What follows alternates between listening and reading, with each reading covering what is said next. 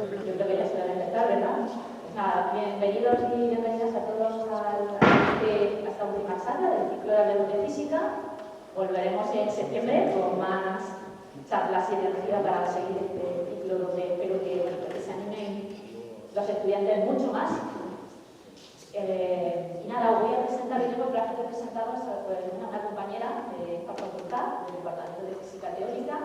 Ella es Beatriz Seoane Bartolomé, trabaja actualmente en el Departamento de Física Teórica, pero bueno, pronto se muda, ¿no? Ya ha empezado, bueno, entonces está ahí en medias. Os cuento un poquito, su experiencia investigadora se enmarca en el campo de la física estadística y computacional. En particular, se ha especializado en el estudio numérico de diversos sistemas desordenados, incluyendo los vídeos estructurales o sólidos amorfos, también en aleaciones magnéticas desordenadas, en los llamados vídeos de spin, proteínas y algoritmos de machine learning en los últimos años. Hizo su tesis doctoral aquí en la Complutense bajo la dirección de Luis Antonio Fernández Pérez, director Martín Mayor, en el Departamento de Física Teórica, y en su etapa postdoctoral pasó primero 2 años en la Universidad de Roma, en la Sapienza, trabajando bajo la dirección del Premio Nobel de Física, de Parisi. Tuvo después una beca Marie Curie en el Laboratorio de Física Teórica de la Escuela Normal de París, donde permaneció más de 3 años, a lo que siguió un postdoc de año y medio, esta vez en la Universidad de La Sorbona, en el Laboratorio de Biología Computacional Cuantitativa. Y en el año 2020 pues, comenzó su contrato con un contrato de atracción de talento investigador de la Comunidad de Madrid, en este departamento de Física Teórica de esta facultad. Y desde hace solo unas semanas pues, ha comenzado un Chair Junior Professor en el Laboratorio Interdisciplinar de Ciencias Numéricas de la Universidad de París, en este caso de Computer Science. Hoy pues nos viene a hablar de física estadística y machine learning. Muchísimas gracias, Beatriz. Muchas gracias, África, por la introducción. Bueno, como dice el título de mi charla, yo voy a tratar de hablar, ¿se oye bien o resulta? Bien. Voy a tratar de hablar un poco, que no es lo que más se hace últimamente en machine learning en física. Yo no voy a utilizar machine learning para entender problemas físicos, yo trato de entender algoritmos de machine learning utilizando física estadística, que es en lo que trabajo yo. Bueno, la charla voy a intentar hacer primero una introducción muy breve a las diferentes clases de algoritmos de machine learning. Luego trataré de convenceros, porque yo creo que es importante que desde física nos vayamos a intentar estudiar este tipo de modelos. Y luego, en la segunda parte de mi charla, hablaré de modelos generativos, que en particular es en lo que trabajo yo. Os intentaré explicar cómo funciona.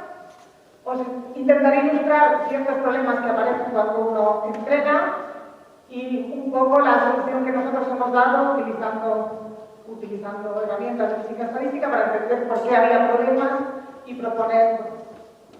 Hoy en día podemos explicar esos problemas de manera muy simple y de manera general, también para resoluciones muy complejas. Entonces, bueno, la última parte de la práctica será más técnica, intentaré al principio que no lo sea, pero bueno, si tenéis preguntas, me vais preguntando. Pues, como decía, empiezo con una introducción. Bueno, Machine Learning normalmente hay 3 categorías grandes de la inteligencia artificial, que sería el Supervised Learning, bueno, perdonadme que no las diapositivas en inglés, pero en castellano, porque yo no puedo trabajo. Tenemos el aprendizaje supervisado, el aprendizaje no supervisado, y luego está el Reinforcement Learning, que no lo voy a mencionar, pero es un poco diferente. Se queda con nuestros dos. La idea es que nosotros tenemos datos, ¿vale? Que serían pues, nuestros vectores, luego diré un poco cómo son. Y vamos a tener diferentes entradas de datos. Pues si tengo imágenes, pues tendré n. Por ejemplo, yo asociado a los datos, como digo, un vector, por ejemplo, una imagen, puedo tener también una etiqueta. Pues si tengo imágenes de números, pues si eran números manuscritos y sale un 6, pues mi etiqueta, por ejemplo, podría ser el 6. Podría ser. Ok. En Supervised Learning, todo el objetivo es conseguir que si yo le doy uno de estos datos, me pueda predecir mi etiqueta. ¿Okay? Este tipo de problemas estáis todos acostumbrados a ellos, por ejemplo, entraría la regresión.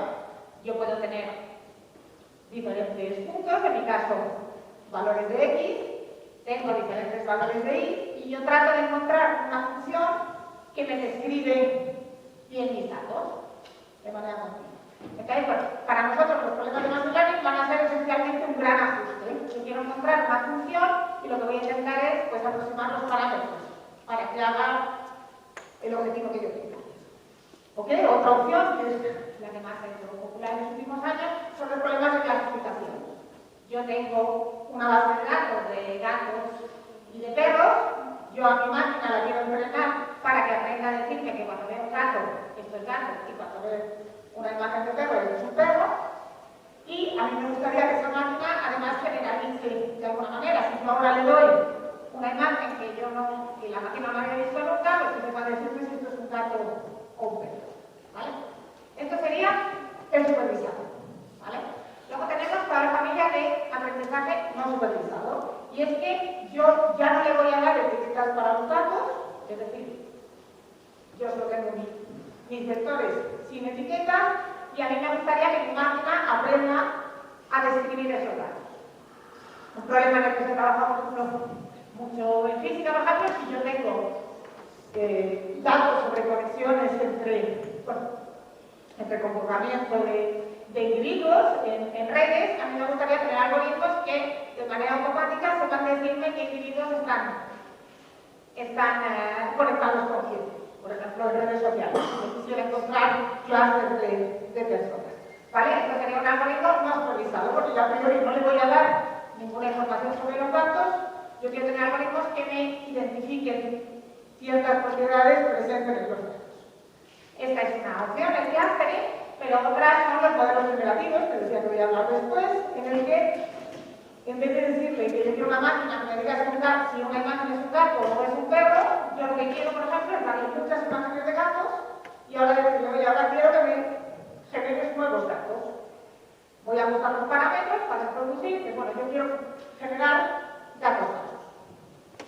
Porque los modelos generativos hace unos años pues estaban más explicados, pero ahora mismo creo que todo el mundo en los últimos 2 años está bastante familiarizado, podríamos tener los algoritmos de generación, por ejemplo, de arte, como Midjourney o DALL-E, podemos tener personas gas, que puede generar personas que no existen, o bueno, ChatGPT, que hace lo mismo pero con lenguaje.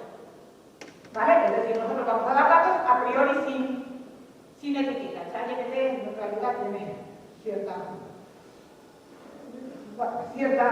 limpieza después, que no sería exactamente supervisado, pero me entendéis.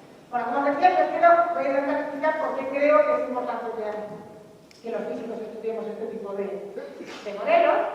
Y es que, bueno, nosotros sabemos, no hace falta comentaros que estas máquinas funcionan muy bien. Funcionan muy bien. A nivel básico, esencialmente son álgebra lineal. O sea, si veis los modelos, pueden parecer a ciertas cosas que habéis hecho en primero de carrera, pero resulta que la realidad es que no tenemos demasiada idea de por qué funcionan. No tanto porque no funcionan, sino porque funcionan tan bien. Más que nada porque la teoría nosotros diría que no deberían funcionar tan bien y funcionan claramente muy bien. Por ejemplo, no sabemos, que es un problema, qué tipo de representaciones están usando estas máquinas para clasificar. Por ejemplo, si estaban en el problema de clasificar, para clasificar unos datos u otros, o para generar de una manera o generar de otra. Entendemos que para nosotros son cajas negras, de alguna manera. Voy a ilustrar ciertos problemas que hay.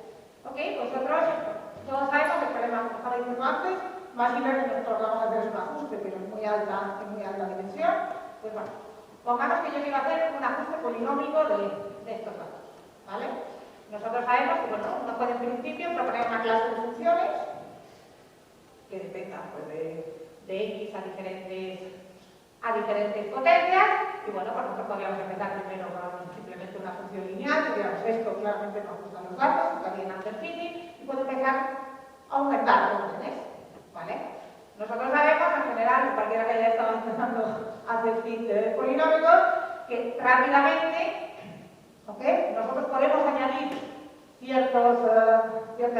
hasta cierto orden, pero lo mejor sería no añadir demasiado. De hecho, nosotros tratamos de quedarnos lo menos posible. ¿Por qué? Porque si empezamos a añadir muchísimos órdenes a nuestra función, nos encontramos con un efecto que se llama overfitting, que básicamente mi función va a intentar pasar por todos los puntos y el problema más gordo es que, ok, yo puede ser que tenga una función que sea capaz de reproducir bien los datos que le he dado, que en este caso sería, yo quiero ajustar, estoy intentando buscar los parámetros para que si yo le doy un valor de X, me da cierto valor de Y y el Y se aproxima lo más posible a los datos que yo le había dado de entrenamiento. ¿Ok? El problema de fondo es cómo generaliza esto cuando yo le doy datos que están generados por la misma función, pero que no ha visto nunca el algoritmo. Cuando yo estoy en una situación de overfitting, lo que me espero es que pues el error que voy a cometer va a ser muy grande, porque yo no he aprendido una función general, he aprendido una muy particular. De hecho, las típicas situaciones que nosotros si dividimos los datos que tenemos entre training set, que sería el grupo de datos que usamos para entrenar la máquina, bueno, en este caso para hacer nuestra regresión lineal, y el grupo de datos que vamos a utilizar para testar cuánto genera la máquina es, pues nos encontraríamos que según vamos aumentando cuánto compleja es cuántos órdenes están incluidos en mi familia de la función, pues bueno, iré viendo que el error que yo cometo, la distancia cuadrática media, por ejemplo, entre la label y la que yo predico, pues irá disminuyendo con el training error según vaya haciendo más y más complejo mi modelo. Sin embargo, si ahora yo trato de mirar cuál es el error que cometo con los datos que no había visto nunca, lo normal es que nosotros veamos una forma de esto vaya decreciendo, tenga un valor que sea optimal en el que el error sea mínimo y después esto empiece a crecer de manera salvaje. ¿Vale? Ok, esto es hasta lo que nosotros conocemos cuando uno hace una regresión lineal, que además se puede demostrar que es así analíticamente. ¿Qué ocurre? Que resulta que las redes neuronales que usamos normalmente no parecen hacer esto. ¿Vale? Las redes neuronales más o menos parecen tener como en forma de doble. Durante un tiempo, si van a hacer el fenómeno clásico que nosotros conocemos, en el que el error de generalización va a crecer cuando yo empiezo a aumentar demasiado la complejidad de mi red, pero bueno, todos sabéis que ahora mismo se están haciendo redes muy profundas que significan muchísimos parámetros aquí. Entonces eso va, en cierto momento empeora y después va a volver a decrecer. Y nos encontramos que redes que están overparametrizadas, es decir, que tengo muchos más parámetros que datos que le había dado, resulta que consiguen no solo explicar bien los datos del entrenamiento, que eso no lo esperábamos, el problema es que también generalizan muy bien. Este fenómeno no está entendido, se puede entender en casos muy simples, pero no se entiende en general. ¿Por qué estas redes no hacen lo o hacen un repeating mucho más pequeño del que nos esperaríamos? Hay otro problema y es que, bueno, nosotros en general, las redes neuronales usan funciones, estos modelos, en general son redes muy complejas. Voy a tener no una función que tiene un mínimo claro, que yo estoy tratando de minimizar, bueno, en este caso no era la F, sería el error. Bueno, yo estoy intentando de minimizar el error que cometo, ¿vale? En el momento en el que yo empiezo a tener redes muy complejas, estas funciones a minimizar no van a ser complejas, no van a tener un único mínimo claro. En realidad me voy a encontrar situaciones en el que hay multitud de mínimos y los algoritmos que se usan normalmente es, bueno, pues yo calculo el gradiente de esta función y me muevo pues en la dirección contraria para ir minimizando. ¿Vale? Eso es como funciona el gradient descent o el stochastic gradient descent, es decir, que uno se iría moviendo y le gustaría acabar en el mínimo menor. ¿Vale? Es una red, un movimiento a temperatura media. Yo quiero minimizar la energía. ¿Vale? Nosotros sabemos que si tú haces eso, o al menos las experiencias que tenemos en física, lo normal es que tú te quedaras atrapado en algún otro mínimo que no era bueno. Si hay muchos mínimos, terminar en cualquiera. Y una de las preguntas terminales importantes a día de hoy es ¿por qué leches esto está jugando en mínimos que no son espurios, que generalizan bien, como estaba diciendo antes? Yo me esperaría, ok, yo terminaría en un mínimo, converso mi algoritmo, pero me esperaría que si ahora le doy otros datos no va a cualquier cosa. Pero resulta que no es así, ¿vale? De hecho, uno puede, hay cálculos analíticos, uno puede demostrar que si yo quiero ajustar con datos aleatorios una función, encontrar los parámetros que describen esa función debería ser, en el peor de los casos, un problema de NP completo. los cuatro parámetros deberían ser visibilísimos.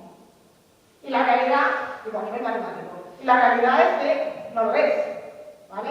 Entonces, algo tiene que haber en la estructura de los datos que tenemos que haga que aprender distribuciones de esos datos sea mucho más fácil que aprender datos aleatorios completamente separados, ¿vale? Este es otro problema. ¿Qué pasa? Vale. Entonces, bueno, la situación es que en Machine Learning resulta muy difícil describir qué es lo que está ocurriendo porque tenemos, bueno, cierta intercorrelación entre diferentes problemas. Uno, tenemos datos que están estructurados.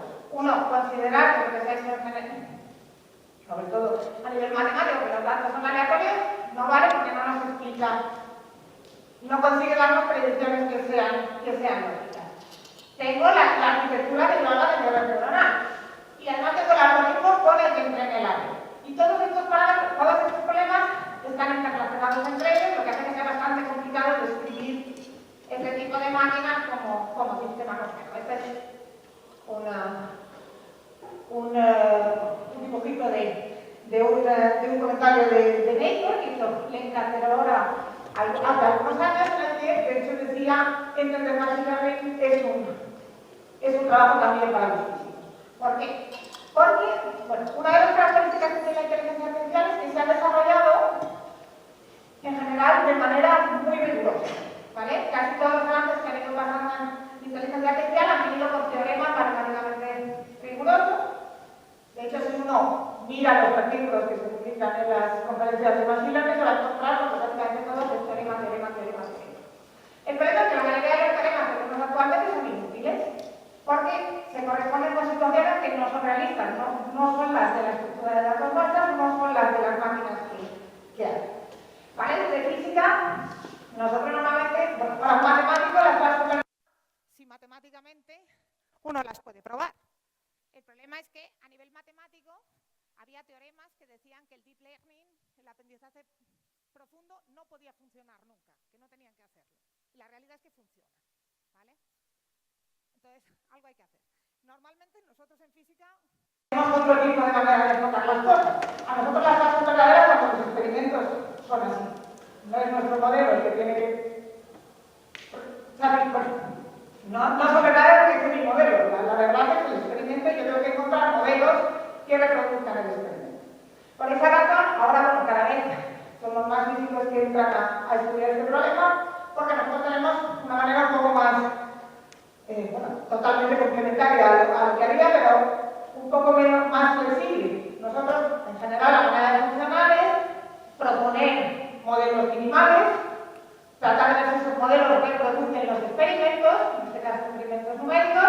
Si los reproducen, pues intentar estudiar analíticamente esos modelos para que podamos explicar por qué se comportan así. Aparte, nosotros tenemos bastante experiencia en diseñar experimentos para testar teorías, ¿vale? Entonces, bueno, en las cosas que yo creo que nosotros podemos ayudar bastante, o al menos mejorar el entendimiento de las redes neuronales, entonces yo no soy ingeniera de cambiar los parámetros para que hagan las cosas mucho mejor, no puedo. Pero nosotros sí que creo que por parte de la física está haciendo bastante trabajo para entender, por ejemplo, una vez que uno tiene una red neuronal, cómo puedo extraer qué es lo que ha aprendido esa red, qué es lo que está utilizando para hacer la tarea que le habíamos pedido. Y aprender las características que ha aprendido, que a nosotros además nos puede interesar, al menos yo llegué a este problema por esa razón, porque era, yo tengo datos que no entiendo bien, si yo consigo una red.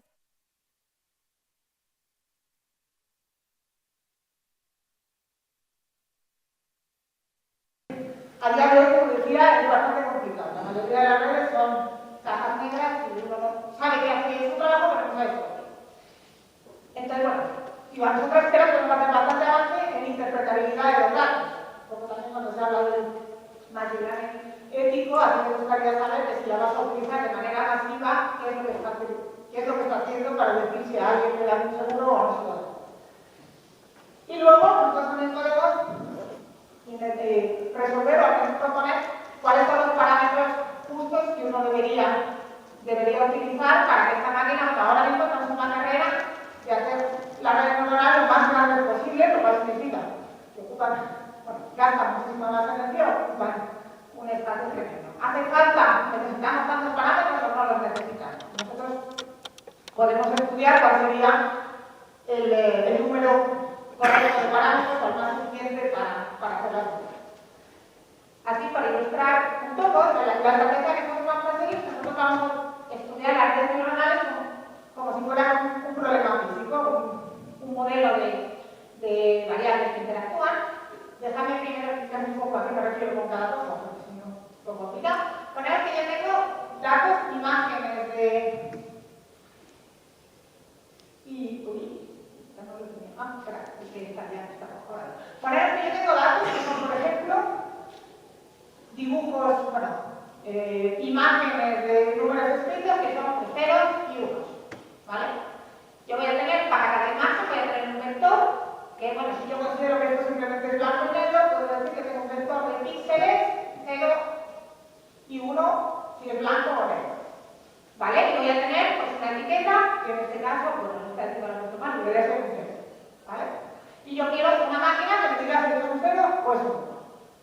¿Vale? El modelo más simple que uno puede pensar es el perceptor, que bueno, pues uno de los elementos básicos de la red neuronal, aunque claramente lo mostramos mucho mejor, pero bueno. Y nosotros podemos pensar una función así. Yo quiero que cuando proyecte mi imagen, es decir, mis píxeles, en torno a una dirección, si la proyección es mayor que cierto valor, yo voy a decir que entonces tengo la etiqueta 1, si es menor, tengo la etiqueta 0. ¿Vale? Entonces lo que yo quiero hacer durante mi entrenamiento es buscar cuál sería el buen set de parámetros, cuál serían estas W, para que cuando yo proyecte me separe perfectamente de manera lineal los dos espacios. Bueno, la estrategia, como decía, nosotros vamos a seguir en física, es que yo tengo una función, puedo considerarla como esta es una función no lineal, uno podría verla, en este caso, desarrollar el de Taylor, ok, pero vamos, uno podría ver que yo lo que tengo al final es una función en la que tengo interacciones entre todos los píxeles a muchos órdenes, puedo considerarlo como si fuera un problema físico.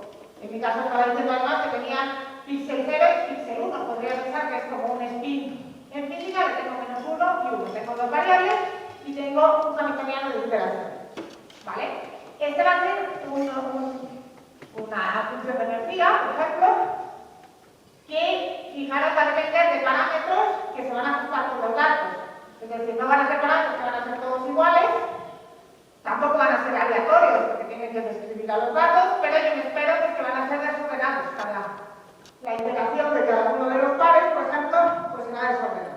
Es decir, que nosotros tenemos que usar la teoría vamos a tener que usar la física de sistemas desordenados, y una cosa buena es que nosotros en física sabemos cómo estudiar cuál es, antes estaba hablando del worst case scenario, o sea, de la situación la más difícil de todas. Nosotros en física sabemos cómo estudiar cuál es la situación típica, que va a ser la situación termodinámica. Yo puedo tratar de estudiar en función de los parámetros del sistema cuál va a ser la termodinámica de mi modelo. Y así voy a poder estudiar cómo cambia la física, en este caso el problema computacional, en función de los parámetros que yo tenga. Bueno, la parte buena es que para estudiar sistemas desordenados bastante complejos, tenemos hoy en día una teoría, tenemos muchísimas herramientas, en particular a Giorgio Parisi le dieron el premio Nobel hace 2 años por tratar de este tipo de problemas, entre ellos las redes neuronales, es decir, tenemos toda una colección de conceptos y de herramientas para estudiarlos. Entonces, bueno, una de las personas que fue claramente primordial en este tipo de estrategia, bueno, en los años 80 desde física estadística se hizo muchísimo trabajo en redes neuronales, luego se paró porque claramente no había capacidad computacional para llevarlas a cabo, pues bueno, ahora ha vuelto cuando esa capacidad ha llegado. En realidad la mayoría de la teoría ya estaba hecha en los años 80, lo que pasa es que no teníamos máquinas para poderlo hacer. Bueno, Elizabeth Gardner fue una física teórica fantástica, que, bueno, bastante visionaria, que estudió este tipo de problemas desde la física estadística, por ejemplo, estudió el perceptrón. Y por ejemplo, ya puedo mostrar, como uno puede mostrar de manera analítica, al menos en el caso cuando uno se va a sistemas muy grandes, puede mostrar que al final el parámetro que nos determina ciertas propiedades de si yo voy a poder clasificar o no voy a poder clasificar correctamente, va a ser el cociente entre el número de muestras que yo le doy y el tamaño de mis imágenes, de mis datos, por ejemplo, el número de píxeles que tenía antes. De hecho, puede mostrar que existe una transición crítica para entender de cuál es el error que yo le permito a mi máquina de hacer, por encima de la cual yo debería poder encontrar la solución correcta, asumiendo estas tablas bases, haciendo que yo tuviera un profesor que sabe decirme quién es, si yo le doy datos, sabe decirme quién es la lengua correcta.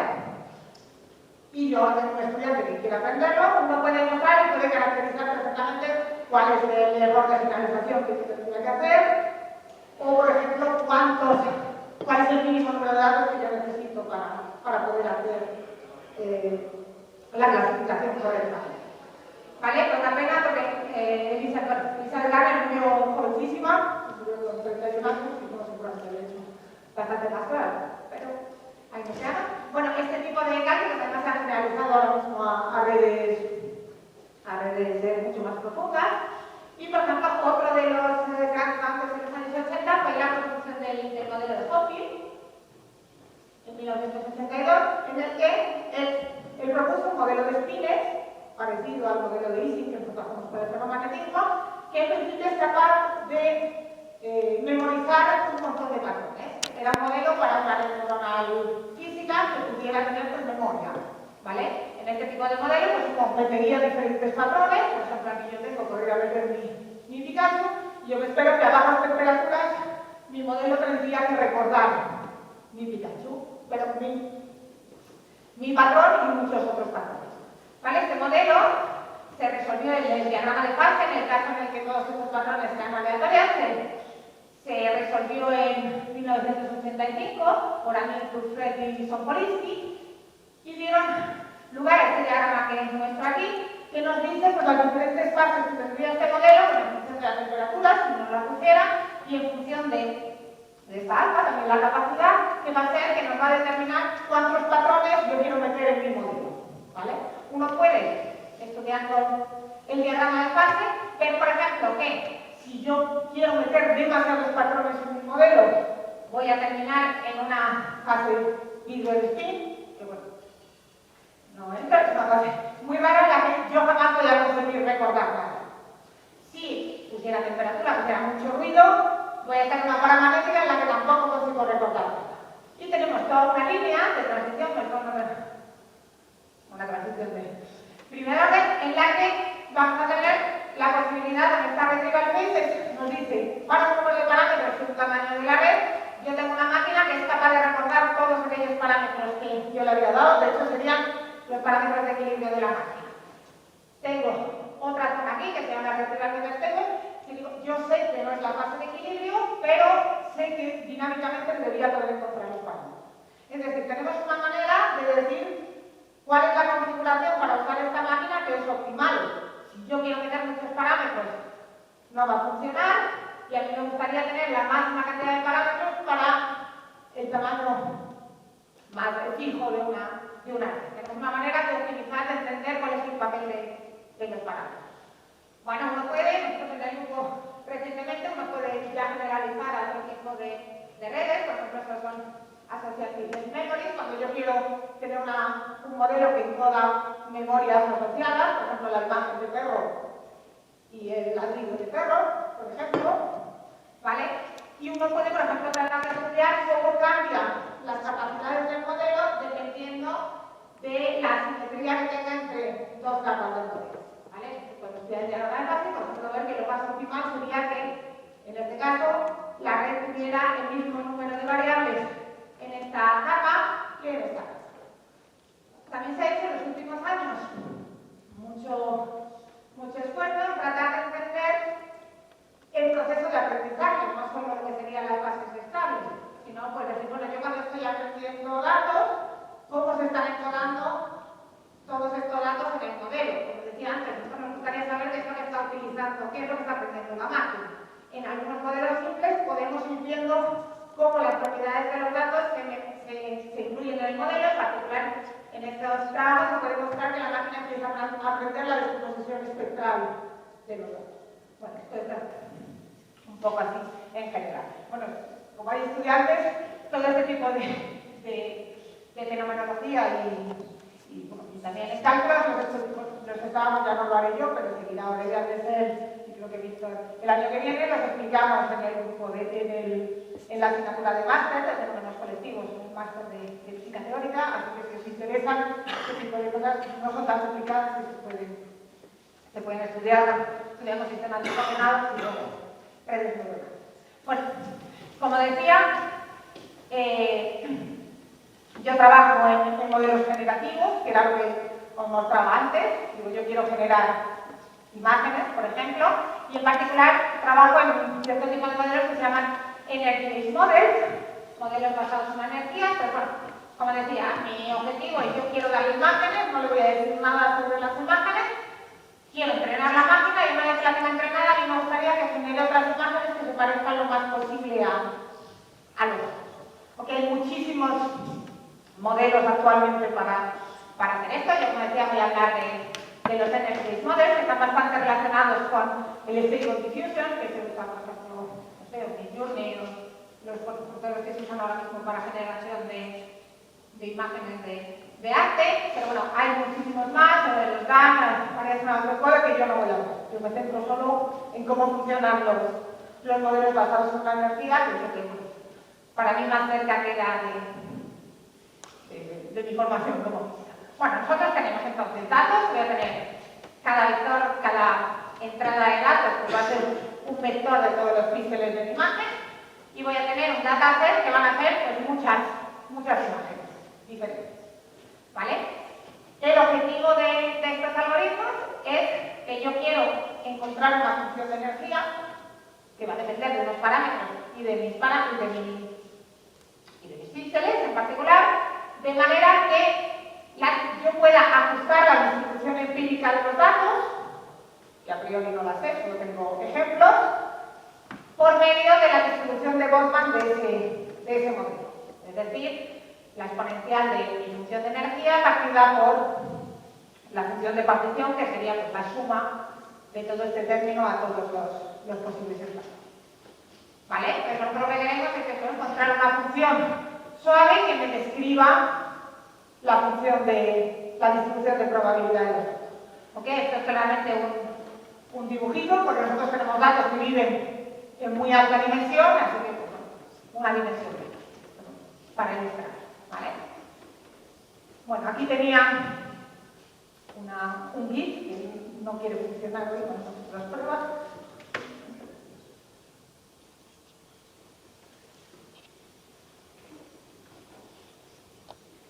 Una vez que yo tuviera una función que hubiera, bueno, una vez que yo he ajustado mi función de energía, en principio yo podría generar datos, porque tengo la distribución de probabilidad, pues yo podría hacer, por ejemplo, Monte Carlo y empezar a generar números.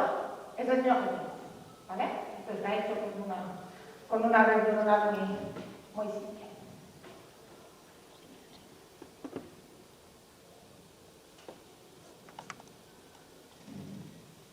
Es decir, que yo tengo como una manera de modelizar los datos. ¿Vale? Si esto funciona, si se entrena. ¿Vale? Como ya había dicho antes, mi objetivo durante el entrenamiento va a ser encontrar los buenos parámetros que hacen que estas dos probabilidades se parezcan.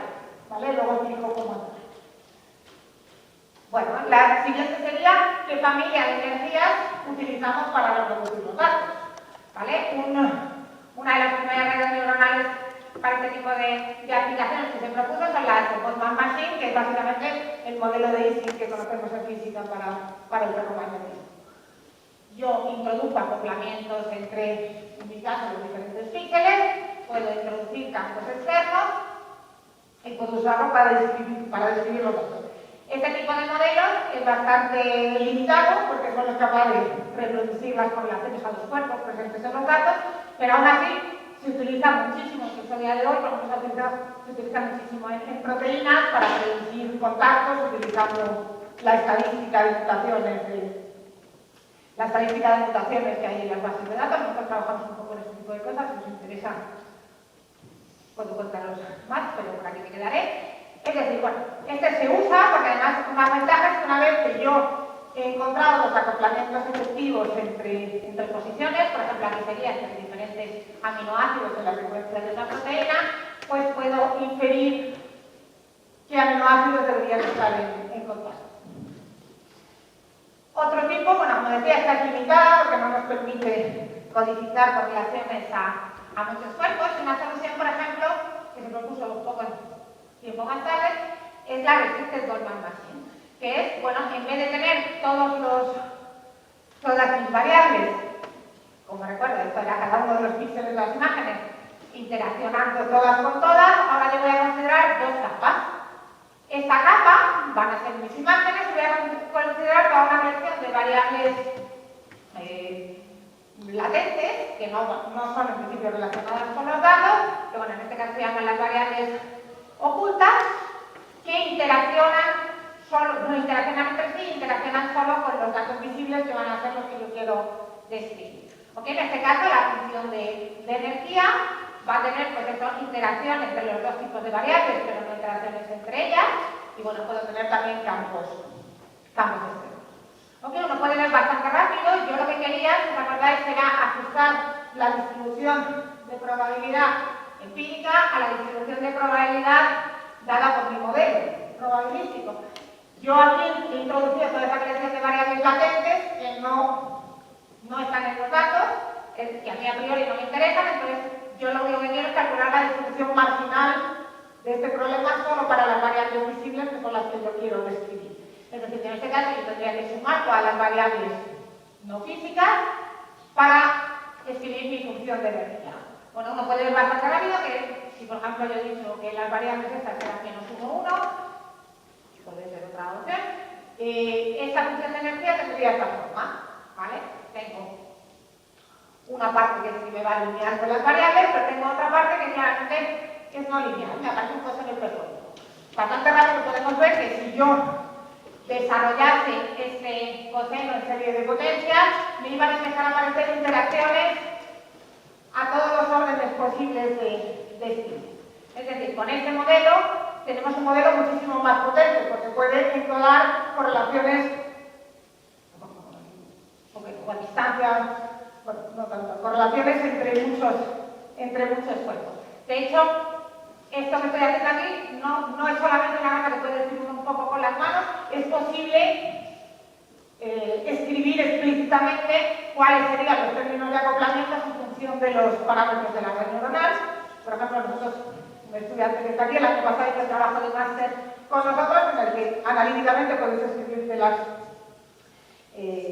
escribirte cuáles serían los términos de interacción de modelo efectivo de interacción de espines en función del modelo de la red neuronal, y automáticamente tienes una manera de modelizar datos como si fueran un problema físico.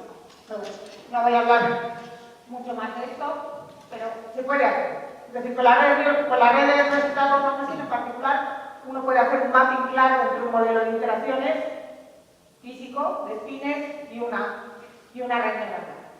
Bueno, estas funciones de energía, que aquí estaba hablando de las más simples, pero uno podría empezar a añadir muchísimas capas, o incluso puede utilizar una deep convolutional layer enorme a priori. Volveríamos a tener lo mismo, tendría un montón de variables patentes que cuando las sumen me van a introducir correlaciones entre las variables que yo quiero estudiar, tendré un modelo pues, con muchos más parámetros. Bueno, este tipo de modelos se usan bastante en la práctica actualmente, pues para diseño de imágenes, pues, para limpieza de imágenes, o sobre todo, por ejemplo, es muy fácil una vez que tú has entrenado una máquina para aprender a hacer cuadrados aquí, pues si yo he entrenado otra que hace cuadrados en otro lado, componer las dos, como yo tengo distribuciones de probabilidad, pues puedo componer entre ellas fácilmente y hacer figuras mucho más complejas.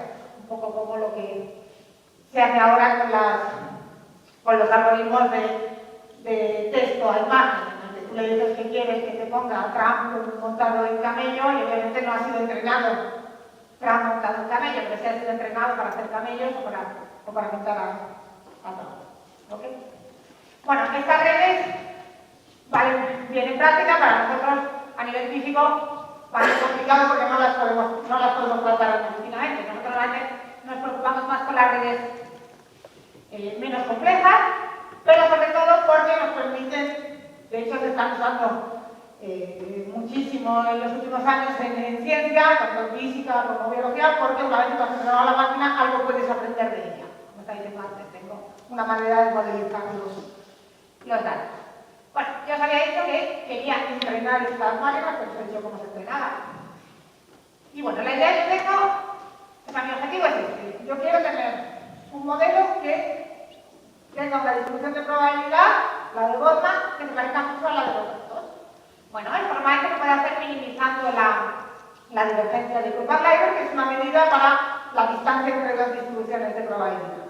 ¿Vale? Podemos ver que la divergencia básicamente sería nuestra cross entropy. Yo tengo un término que me depende solo de la distribución de los datos, que yo ahí no tengo nada que optimizar, y otro término que me depende de la distribución de los datos y de mi modelo, que es el que yo quiero optimizar. Bueno, este término lo que se suele llamar, lo clásico es la función de verosimilitud. Entonces, bueno, minimizar la distancia entre dos distribuciones es equivalente a maximizar, tengo un signo cambiado, a maximizar la función de verosimilitud. Entonces, bueno, yo lo que quiero, que es lo mismo, digo, bueno, yo normalmente no sé cuál es la distribución de los datos. Pues son imágenes que son las que están.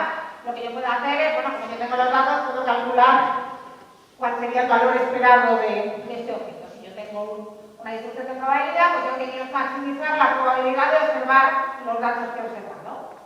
Bueno, una vez que lo calcula, normalmente lo que se hace es calcular, como decía antes, el gradiente y empezar a cambiar los parámetros en la dirección del gradiente para ir maximizando esta función. Vale, yo como decía, en los modelos basados en una energía, nuestra distribución tiene una forma bastante clara, depende de la energía que yo le he dado a mi modelo. Entonces podemos ver rápidamente que la función de verosimilitud, pues el valor medio de esta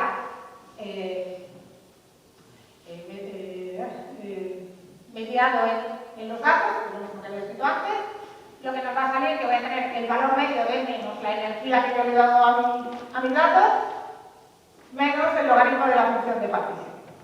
Entonces, bueno, aquí normalmente sí que vamos a tener un problema, porque yo decía, bueno, nosotros para maximizar este objeto lo que vamos a hacer es movernos en la dirección del gradiente. ¿Ok? El problema es que yo no puedo calcular de manera analítica, como otro tipo de modelos, sí. Si se puede calcular esta función de verosimilitud, porque yo no sé calcular la función de partición, porque es intratable. Sí, bueno, supongo que aquí todos habéis estudiado física estadística, yo tengo que sumar a todos los posibles estados de mi sistema, sería todos los posibles valores de mis variables, y esto es un número que crece exponencialmente por el número de variables, así que no lo puedo calcular. Esta función no la puedo calcular. Luego diré cómo la tengo. Bueno, cuando yo calculo el gradiente, uno rápidamente, con el gradiente aquí sería, yo quiero calcular el gradiente con respecto a cada uno de los parámetros de mi problema. ¿Vale? A mí me va a salir primero un término de gradiente de la energía que depende de los datos, menos otro término del gradiente que va a estar mediado en el modelo. No sé si aquí había hecho, por si no está explícito, cuando yo hablo de mediar en los datos, me refiero que voy a hacer la media del valor esperado en mi set empírico de datos que he usado, en mi training set, y voy a tener el valor medio estadístico, que es el que me da la distribución de Goldman. Mi objetivo es conseguir que las dos se parezcan lo máximo posible. Bueno, este término, uno puede ver que es bastante fácil de calcular, y por la verdad no, pero este no genera problemas computacionales, pero este sí. Que es el mismo problema que tenemos en física cuando queremos estudiar el diagrama de fase de un problema, que pues bueno, como no podemos calcular la función de partición, calcular el valor esperado, pues bueno, si no lo conseguimos calcular analíticamente, numéricamente pues es costoso. Podemos hacerlo, hacer con Monte Carlo, voy a venir después a ello. Pero bueno, este término lo vamos a tener que estimar. Pero antes de que vaya con ello, pensad que yo lo que tengo, como decía, yo calculo el gradiente. Yo quiero ir haciendo un proceso en el que voy cambiando los parámetros en la dirección del gradiente. Poco a poco. ¿Vale? Este proceso dinámico se parará en el momento en el que el gradiente sea cero. No tiene punto fijo, que puede haber uno, puede haber más. ¿Vale? En el momento en el que el gradiente sea cero.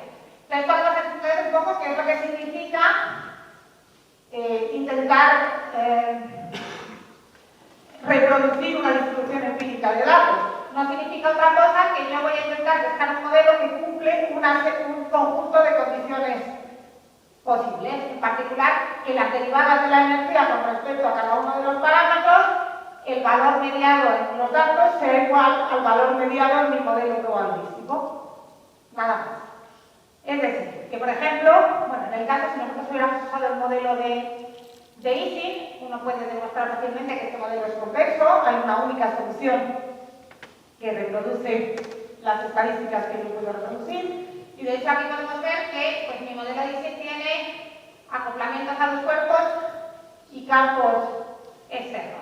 Es decir, que las únicas estadísticas que yo puedo reproducir van a ser las correlaciones a los cuerpos y las frecuencias de cada espíritu. No puedo hacer más. Por eso decía que este tipo de modelos es limitado, no puedo llegar a mucho más. Cuando meto muchos más parámetros, pues estoy metiendo muchas más condiciones al problema, es decir, que voy a ir reproduciendo mejor y mejor los datos. Pero vamos, nosotros lo que vamos a reproducir siempre son estadísticas. Como decía antes, es un fit. Nosotros queremos encontrar los parámetros que cumplen toda una colección de condiciones. Vale, es decir que si yo he entrenado bien mi modelo, ya digo que estos dos deben ser parecidos, como he dicho, esto significa que las derivadas tienen valores esperados iguales, pues yo me esperaría que si yo ahora me pongo a mirar cuáles son las configuraciones típicas de este modelo, pues por ejemplo haciendo Monte Carlo, igual que haríamos en física estadística.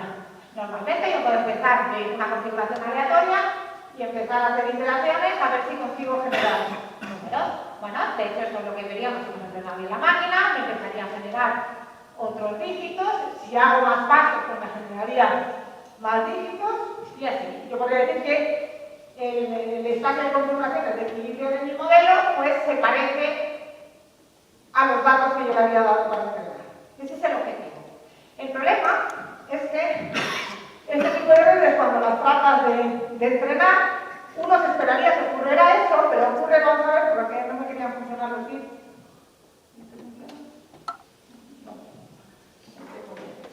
Sí. Vale, esta es una referencia con los machines, ¿ok? Durante un tiempo nos genera imágenes, que más o menos yo le había entrenado con caras de personas famosas, yo puedo generar nuevas caras, pero veis que llega un momento que la máquina empieza a generar unas imágenes rarísimas, ¿vale? Con un montón de negro, bueno, si lo hago con colores de saltones, empieza a hacer, durante un tiempo genera bien, después empieza a generar. Si uno intenta ajustar, si lo hago por ejemplo con el NIT, que tenía aquí otro chip, pero lo que no funciona.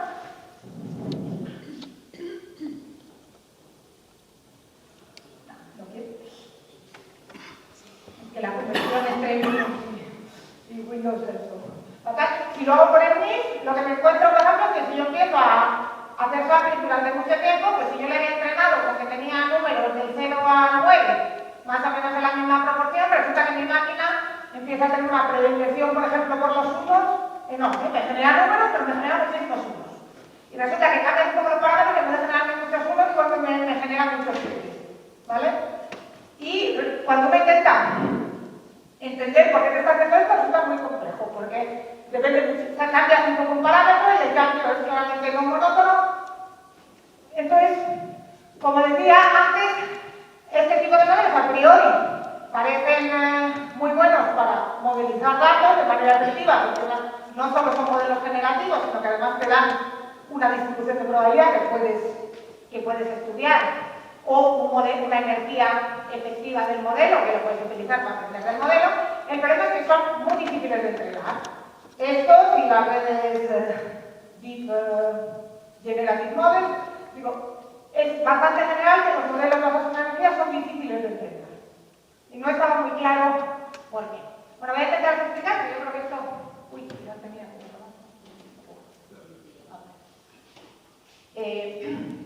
Nosotros hemos estado estudiando este problema bastante, creo que ahora mismo ya lo entendemos perfectamente, y es que, bueno, nosotros queremos hacer calcular el gradiente, ¿vale? Como os decía, este término, como depende del valor esperado de nuestro modelo estadístico, es difícil de calcular, no puedo calcular rápidamente, entonces tengo que hacer sampling, puedo hacer marcos y Monte Carlo, podría hacerla llevar. El caso es que en todas estas ¿Problema? Bueno, nosotros sabemos que cuando uno hace una cadena de Markov tenemos un teorema que nos dice que eso tiene que converger al equilibrio del modelo, pero no un número bastante grande de pasos, ¿vale? La pregunta es, ¿cuánto tiempo tenemos que esperar para converger a la buena distribución? ¿Vale? En principio, uno tendría, en física lo que nosotros hacemos es estudiar, ver si la cadena de Markov ha termalizado y una vez que ha termalizado dejamos hacer medidas, ¿vale? En principio, para hacer esto bien, pues uno tendría que esperar suficiente y cuando ya me ha convertido al equilibrio, pues entonces calculo los valores esperados del gradiente. El problema es que fijaros que es el problema, al contrario de física, que normalmente nosotros tenemos un modelo y estudiamos con ese modelo que nos detecta diferentes parámetros, pero bueno, una cantidad de posibles, por ejemplo, cambiando la temperatura, pero tengo un único modelo. En el caso del aprendizaje automático, el problema es que yo tengo un entrenamiento en el que cada vez que cambie los parámetros, porque yo lo que quiero es ir cambiando los parámetros y para entrenar mi modelo, yo cambio el modelo, ¿vale? Porque para mí mis parámetros serían de alguna manera nuestros parámetros de interacción. Es decir, que yo voy a tener, cada vez que hago un cambio de parámetros, tengo que hacer una simulación de Monte Carlo. Y normalmente uno tiene que hacer del orden de 10 a la 6 updates de parámetros. Es decir, que si yo quiero terminalizar cada vez, en práctica resulta imposible, ¿vale? Entonces, ¿qué es lo que se hace normalmente? Dice, bueno, yo sé que cuando yo estoy haciendo Monte Carlo tendría que esperar suficiente, pero no tengo tiempo, así que yo, cada vez que quiera hacer un cambio de parámetro, voy a hacer unos pocos pasos y tomo medidas. Cierro los ojos y digo, bueno, que sea una aproximación más o menos óptima. Entonces, bueno, yo trato de paralizar lo máximo posible, ok, digo, hago unos pasos y digo, bueno, si yo hubiera inicializado mi cadena de Markov en una distribución que no fuera muy mala, pues bueno, aunque haga unos pocos pasos, pues estaré más o menos cerca del equilibrio y mi aproximación no será muy mala. Entonces, bueno, en particular, bueno, todo esto se popularizó con el algoritmo de contraste y divergencia que propuso Hinton, que decía que, bueno, como yo quiero aprender los datos, pues puedo inicializar cada una de estas cadenas de Markov en los datos y, bueno, yo proponía hacer un paso, tomo las medidas y ya está.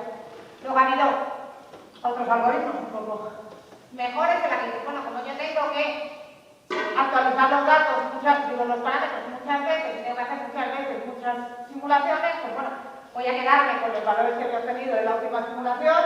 Como yo estoy cambiando muy poco los parámetros, pues no debería cambiar demasiado el equilibrio. Es decir, que bueno, más o menos uno iría haciendo pues, un cambio muy lento de parámetros, si lo hiciera suficientemente lento, pues al final no tendría que mantenerse siempre en equilibrio y ok. Luego ha habido otras funciones, tratar de hacer algoritmos optimizados para intentar generar personalización. Bueno, nosotros trabajamos también en eso, utilizar ATs de MinFit, pero bueno, no voy a trabajar con ello. Y nosotros, bueno, recientemente, y otros autores, estamos proponiendo hacer un poco la medida más bestia, luego explicaré por qué, que es, vamos a inicializarlo en aleatorio completamente y hay un número de pasos, digo, yo ya renuncio a hacer equilibrio, pero ahora volveré con ello. Sobre todo, lo más importante es eso. Nosotros, en realidad, solo de manera computacional, solo podemos hacer un número de pasos y es así, no podemos hacer más. Vale, lo que a mí más me sorprendió cuando empecé a trabajar con esto, que yo lo quería utilizar para modelizar datos, es que nadie en la literatura se había preocupado demasiado de si este número de pasos de sampling era suficiente o no era suficiente. Todos asumían que probablemente no estaba bien, probablemente tendría que ser muy largo, pero yo no conseguía encontrar ningún tipo de artículo en el que hubiera pedido cuánto tiempo, al menos en un dataset, tenía que hacer esta simulación de Monte Carlo. Yo vengo de física computacional, para mí esto era muy disturbante, y entonces dije, bueno, vamos a hacer como nosotros haríamos en física, voy a estudiarlo de manera sistemática, desde ahora voy a coger, voy a ver qué es lo que ocurre cuando yo hago un training en el que controlo que todo el tiempo estoy calculando bien los valores observados, o hago uno en el que yo sé que estoy calculando las cosas fuera del equilibrio, ¿vale? Entonces, bueno, yo puedo decir, pues eso, yo voy a hacer un número de pasos, digo, yo me puedo quedar, o bien todas las veces compruebo que el número de pasos será suficiente para equilibrar, o digo, no, yo voy a coger un número de pasos muy corto y sé que no equilibrio. Bueno, eso lo hicimos en la versión de los Mathematics y los datos fueron, los experimentos numéricos fueron clarísimos. Cuando yo no había equilibrado las cadenas, mis cadenas de marcador no habían equilibrado, yo tenía un modelo que hacía pues, lo que yo me esperaba. La distribución de Goldman de ese modelo se parecía a la de los datos y todo era más o menos como yo me esperaba que se tenían que comportar este tipo de máquinas. Cuando habíamos hecho un sampling claramente de un equilibrio, por ejemplo, empezando siempre de aleatorio y haciendo 10 pasos, nos encontrábamos con que el modelo que teníamos tenía memoria, recordaba perfectamente cómo lo habías entrenado. Tú tenías un modelo que iba a crear datos si yo reproducía exactamente la misma dinámica de aprendizaje, si no, no. Y en particular teníamos un modelo que su equilibrio no se parecía nada a los datos. Por ejemplo, como decía antes, modelos que tengan solo unos. Ahora, luego lo más. Vale, en su momento, primero lo tuvimos de manera de experimentos numéricos, estaba claro que las cosas eran así, y además no dependía de la dinámica que hiciera, no dependía de las inicializaciones que hiciera, siempre y cuando yo reprodujera exactamente la misma dinámica. Bueno, ahora ya entendemos perfectamente este fenómeno, y además se puede demostrar que tiene que ser igual para cualquier función de energía que haga, aunque sea una red neuronal profunda, y es que, como yo decía antes, nosotros estamos cambiando los parámetros durante el learning de manera dada por este gradiente. El valor, el punto fijo que os decía del learning es cuando estos dos términos sean iguales. El problema es que nosotros cuando estamos haciendo una cadena de Markov de tiempo finito, que lo ha convertido, nosotros tenemos una distribución, nosotros no podemos predecir cuál va a ser el comportamiento de una única cadena de Markov, pero sí podemos predecir cuál es el comportamiento de esta probabilidad de la distribución entera. Aquí tengo una distribución que además la puedo escribir en función de la matriz estocástica perfectamente. Entonces yo sé que yo estoy calculando un gradiente que no está hecho con la distribución de equilibrio, sino está hecho con esta distribución dinámica. Es decir, que yo me espero que mi punto fijo no va a ser que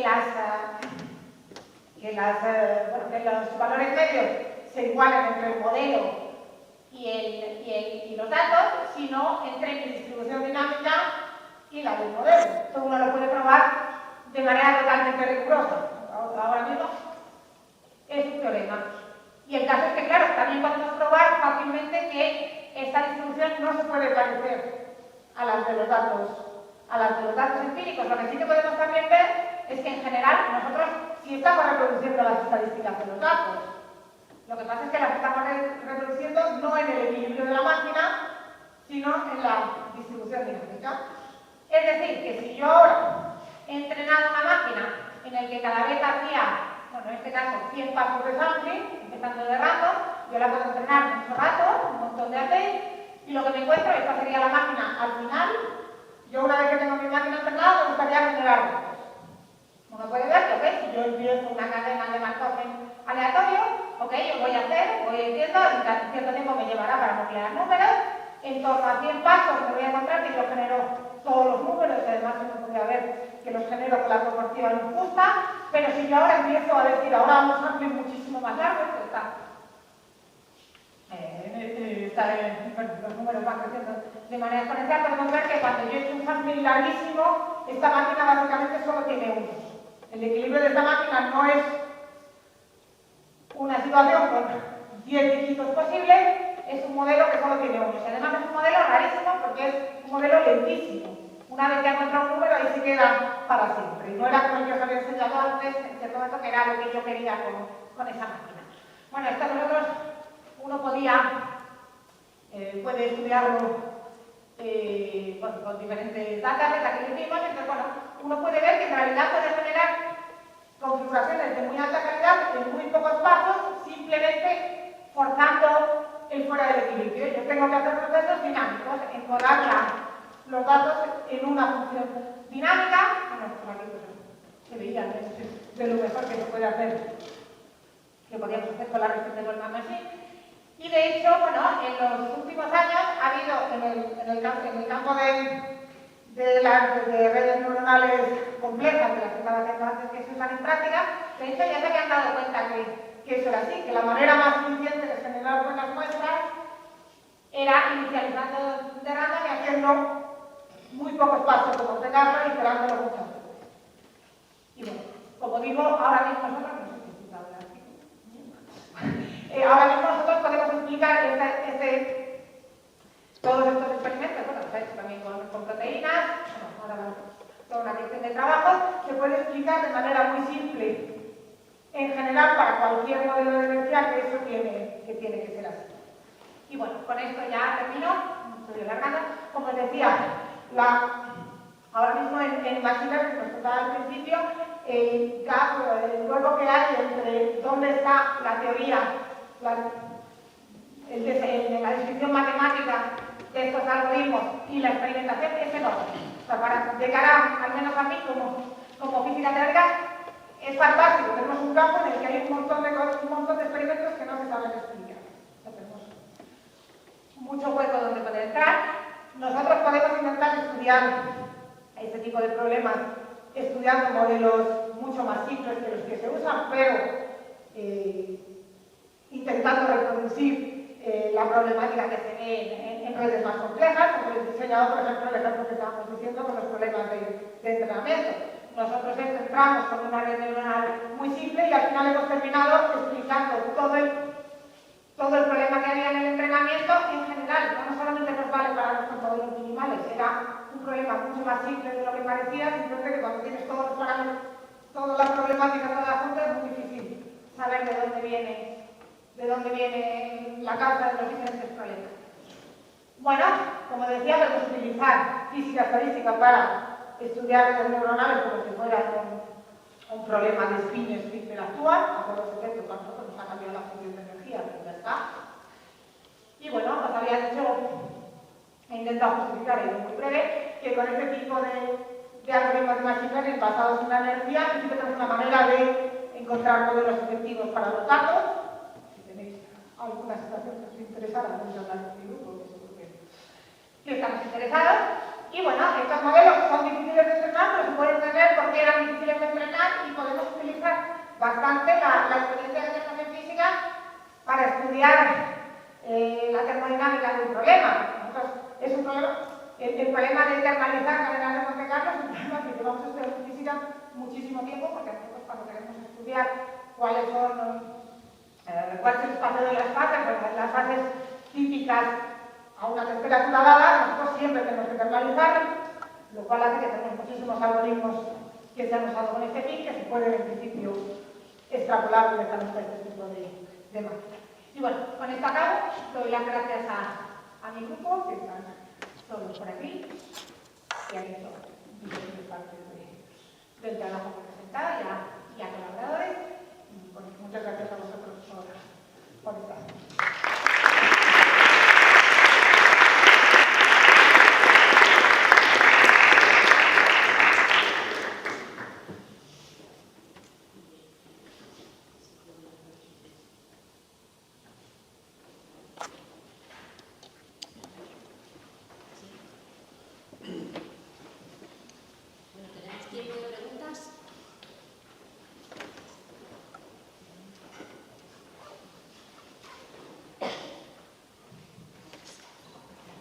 ¿Tenemos tiempo para una pregunta?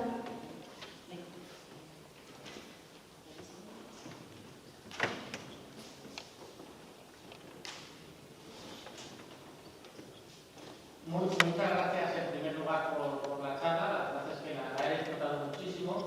Yo mi pregunta era, otros modelos generativos que has mencionado muy por encima, por ejemplo las redes LAN, tienen también este problema, que es un problema que en las redes LAN se llama colapso de modo, y que se sabe que lo sufren constantemente, y de hecho hay artículos que dicen que la heurística has tenido mala suerte de venir. Entonces, la pregunta es, claro, esta resolución que dice que ha todavía un problema, que has sampleado empíricamente la cuestión de partición y demás, ok, pero en las redes LAN no existe. No hay sampling de ningún tipo, es un proceso, es un juego competitivo, y sin embargo el mismo fenómeno ocurre. Entonces, ¿lo habéis estudiado? ¿Se sabe lo que puede ocurrir? Bueno, yo no he trabajado con GAN, las GAN también son muy difíciles de entrenar, porque básicamente tienes que tener una máquina que ya funciona y usar esta, porque no lo toques. Este no puede ser el origen del mod collapse en GAN. Sí sabemos que nosotros, por ejemplo, tú mientras hagas el procedimiento de no equilibrio, en general el mod collapse no lo tenemos. Y de hecho, este tipo de algoritmos lo pensamos se parece muchísimo al Stable Diffusion, que se hace que también una de las ventajas que tiene es que no tiene el motor al gamma, no estudiando yo. Pero sí, es un problema que en general se da en casi todos los modelos generativos. El hecho de que no generes de manera uniforme es un problema. Yo creo, pero resulta curioso eso, que la solución que vosotros dais es una solución que es claramente no extrapolable a otros modelos porque no ocurre. Es muy interesante porque dices, bueno, ¿está ocurriendo esto de alguna manera que no es la obvia? ¿No está ocurriendo un sampling de alguna cadena de macro y no es la obvia? Simplemente era esa pregunta. Muchísimas gracias. Pues tenemos tiempo para una más, ¿animáis?